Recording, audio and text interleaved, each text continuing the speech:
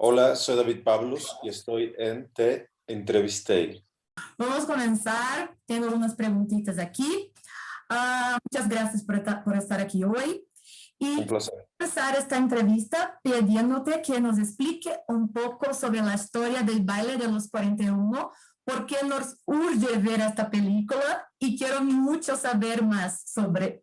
Bueno, te empiezo contando sobre lo que es el baile de los 41. El baile de los 41 es un hecho histórico importante aquí en México que sucedió en 1901 y básicamente fue un baile en donde se descubrió a 42 hombres homosexuales, la mitad de ellos vestidos de mujer, y en este grupo se encontraba el yerno del entonces presidente de México, Porfirio Díaz. Porfirio Díaz pide que se borre el nombre de Ignacio de la Torre, su yerno, se pide que se borre este nombre de la lista y pasan a ser 41 en vez de 42. Y este suceso cobró relevancia por dos razones. Una, por quién estaba involucrado, que era alguien que pertenecía a la familia presidencial.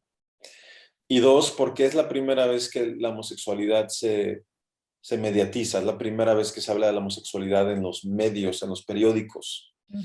Y eso significó, digamos, entre comillas, como una especie de salida del closet de la comunidad gay en este país.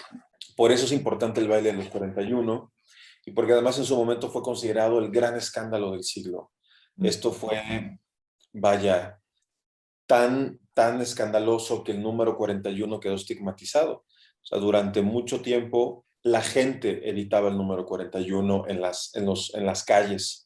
No querían que su casa fuera el 41, en el ejército se evitaba el 41, en los listados escolares se evitaba el 41 y a la persona que le tocaba el número 41 era objeto de burlas. Entonces, es un hecho que de alguna manera sigue vigente todavía en el colectivo imaginario.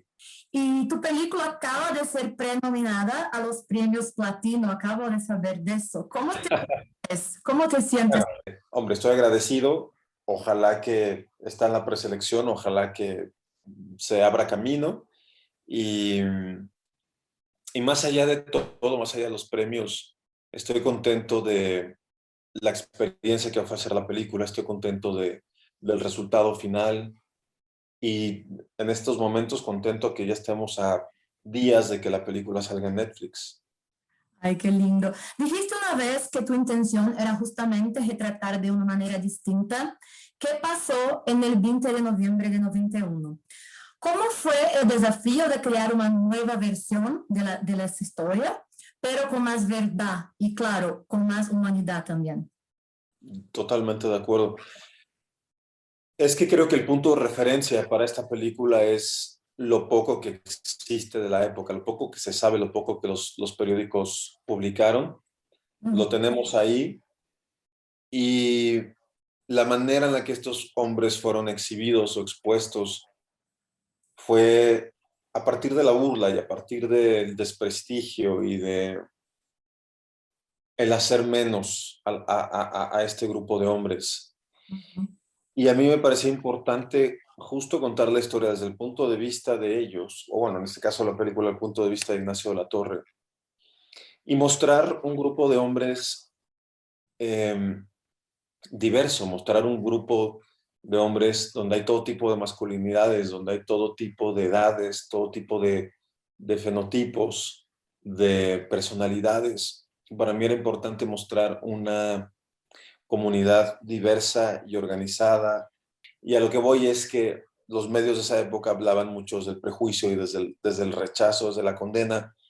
En mi país, en México, siguen representando a estas personas. Me parece que hay un prejuicio que sigue vigente y la imagen del homosexual como que tiende a caricaturizarse, o es esto o es lo otro y ya. Y yo lo que quería hacer era precisamente presentar lo diversa que puede ser la homosexualidad, cómo puede haber todo tipo de hombres. Increíble. Voy a preguntar ahora mismo sobre la prensa, porque sabemos que cuando hablamos sobre este tema, estamos hablando de una época que la prensa, principalmente la prensa mexicana, no tenía ningún respeto con los LGBTs. ¿Y cómo tú ves la evolución de la prensa con relación a estos temas? Te digo que hay cosas todavía en donde la prensa no ha cambiado tanto de 1901, al menos aquí en México. Sigue habiendo mucho prejuicio y condena y se sigue, digamos, como diferenciando. Siguen siendo los otros, sigue existiendo este concepto, este término como de la otredad. Ujú. Cuando creo que en el mejor de los casos no debería de siquiera haber un catálogo, ni siquiera debería de importar o ni siquiera debería de, simplemente existe una diversidad y siento que hay un buen aspecto de los medios de comunicación en donde se siguen manejando de manera muy similar a como hace 100 años. Ujú. No niego las aperturas que ha habido, no ha habido los avances que ha habido. Es fascinante ver cómo cambian las cosas. Justo en la época en la que sucede la película, Sí, la idea del orgullo gay como tal tampoco existía. sí. A mí algo que me conmueve mucho y que me duele es pensar que muchos de estos hombres que estuvieron en ese grupo, los 42, desgraciadamente estoy seguro que la gran mayoría de ellos hubieran preferido no ser homosexuales. Entonces, insisto, todo este concepto del orgullo gay, del colectivo LGBT, es una construcción de la segunda parte del siglo XX. Ujú. Y todavía queda mucho camino por recorrer. ¿Puedes contarme un poco cómo fue la preparación de los personajes? ¿Los veremos de una forma distinta de la historia que conocimos cuando leemos sobre todo en la internet, por ejemplo, o no? Ah, digo, van a leer la historia que van a esperar ver, no habrá sorpresas en ese sentido. La preparación de los personajes fue muy importante. Yo creo que esta película es la película de las tres películas que he filmado hasta ahora. Esta es la película que yo más he ensayado. Trabajé mucho con los actores. Ujú. Y me parecía importante que se crearan relaciones entre ellos, que se hicieran cómplices, que hubiera confianza. Porque hay muchas escenas en la película que no son fáciles. No son Sí. fáciles actoralmente, no son fáciles porque pueden ser incómodas. Hay escenas de sexo que siempre pueden ser un poco incómodas. Entonces, para mí el objetivo principal era lograr complicidad, era lograr un equipo en donde los actores se sintieran cómodos. Hablo principalmente de los protagonistas, pero también del grupo de los 41.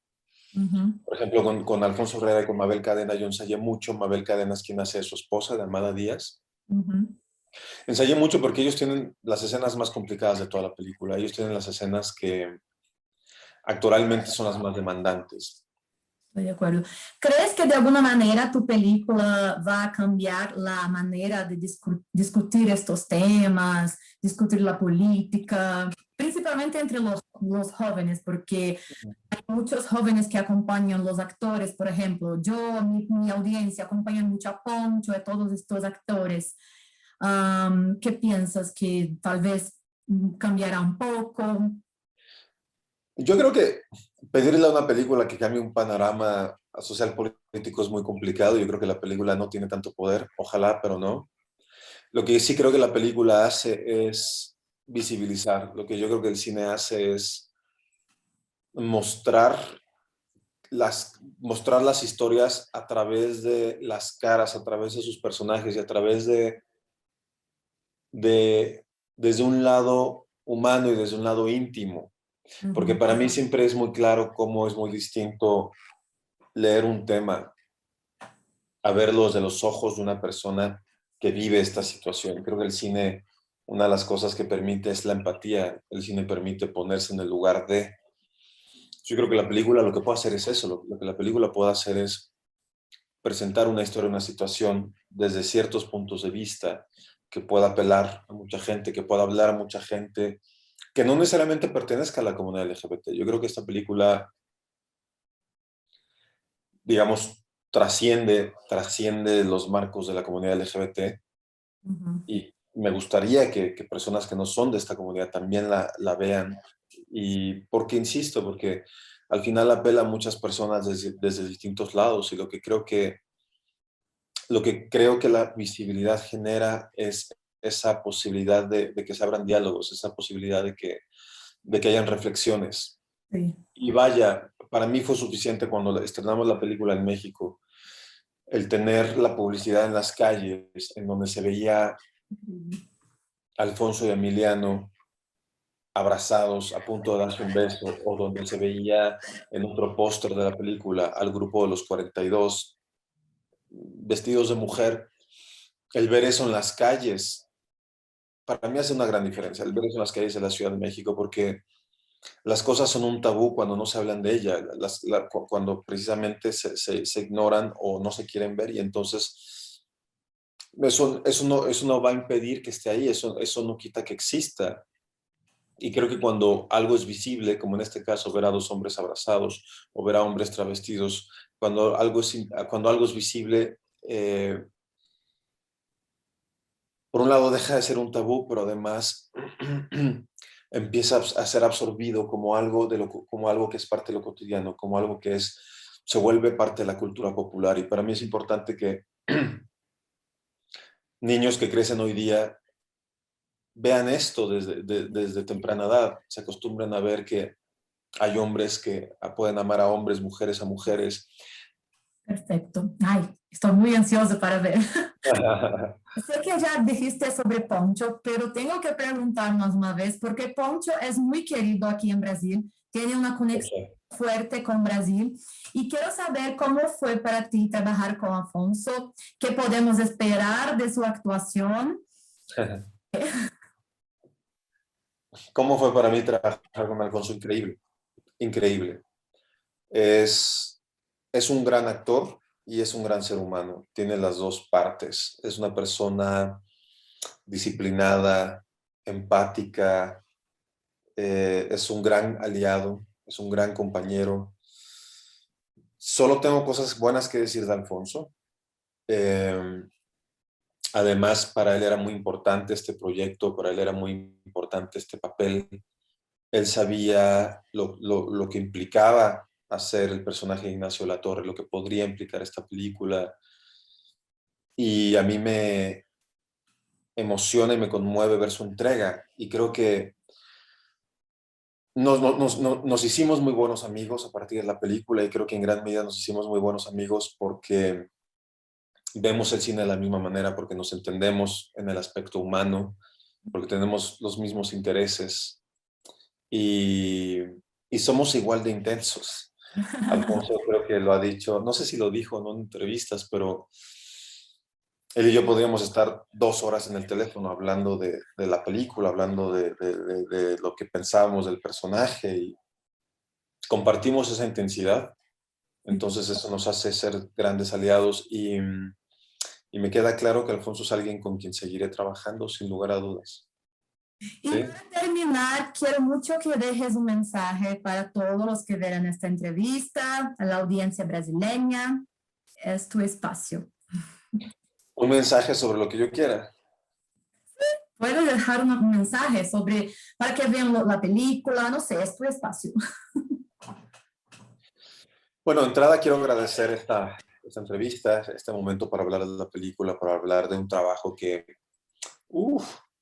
fue complejo de hacer. Una película de época siempre lleva mucho tiempo, mucho dinero, mucha planeación, y lo único que diría es ojalá que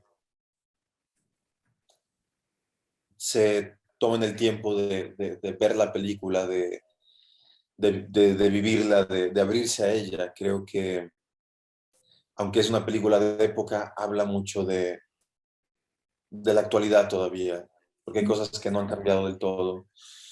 Es una película además hecha con un gran compromiso por parte de todas las personas involucradas, por parte de los actores, de todo el equipo creativo.